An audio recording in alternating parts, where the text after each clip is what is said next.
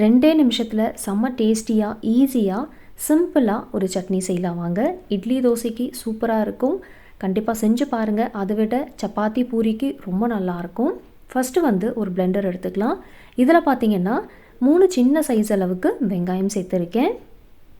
நான் சின்னதாக எடுத்துருக்கனால 3 வெங்காயம் சேர்த்துருக்கீங்க. நீங்கள் மீடியம் சைஸ் அளவுக்கு எடுக்கிற மாதிரி இருந்தால் 2 போதும்.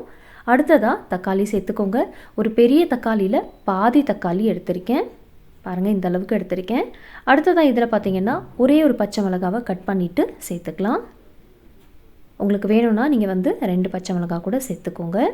இப்போ இதில் வந்து நம்ம 1 டீஸ்பூன் அளவுக்கு சாம்பார் தூள் இருக்குல்ல, அதை சேர்த்துட்டு 1/2 டீஸ்பூன் மிளகாய் தூள் சேர்த்துக்கோங்க. அடுத்ததாக தேவையான அளவு உப்பு சேர்த்துக்கலாம். நான் 1/2 டீஸ்பூன் அளவுக்கு உப்பு சேர்க்குறேன். இப்போ இதில் வந்து நம்ம கொஞ்சமாக கருவேப்பிலை சேர்த்துக்கலாம். சட்னி வந்து கருவேப்பிலை சேர்க்குறப்ப நல்ல வாசனையாக இருக்கும்.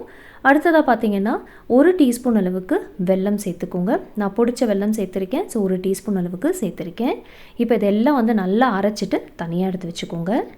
அடுத்ததாக பார்த்திங்கன்னா ஒரு பேன் எடுத்துக்கலாம். பேனில் வந்து 1 டேபிள் ஸ்பூன் அளவுக்கு நல்லெண்ணெய் சேர்த்துருக்கேன்.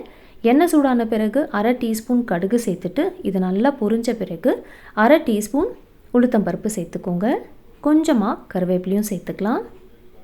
இதெல்லாம் நல்லா ஃப்ரை ஆகட்டும். நல்லா வதங்கின பிறகு நம்ம அரைச்ச சட்னியை சேர்த்துக்கலாம். சட்னி அரைக்கிறப்ப பார்த்திங்கன்னா நான் தண்ணி எதுவுமே சேர்க்கலைங்க. தண்ணி சேர்க்காம தான் அரைச்சிருக்கேன். நல்லா ஸ்மூத்தாக அரைச்சிருக்கேன். இப்போ சட்னி சேர்த்துட்டு அந்த மிக்ஸி ஜார்லேயே ஒரு 1/4 கப் அளவுக்கு தண்ணி சேர்த்துட்டு இதில் சேர்த்துக்கோங்க.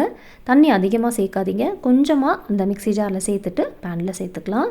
நல்லா மிக்ஸ் பண்ணிவிட்டு உப்பெல்லாம் சரியாக இருக்கான்னு செக் பண்ணிக்கோங்க. தேவைப்பட்டால் உப்பு நீங்கள் சேர்த்துக்கலாம். இப்போ இதை வந்து நம்ம நல்லா வதக்கிட்டே இருக்கணும். ஒரு 2 நிமிஷத்துலேயே நம்மளோட சட்னி பார்த்திங்கன்னா ரெடி ஆகிடும். எண்ணெயெல்லாம் நல்லா பிரிஞ்சு வர ஆரம்பிச்சாச்சு பாருங்கள். இந்த அளவுக்கு நல்லா எண்ணெயெல்லாம் பிரிஞ்சு வந்த பிறகு நம்ம ஃப்ளேம் ஆஃப் பண்ணிடலாம்.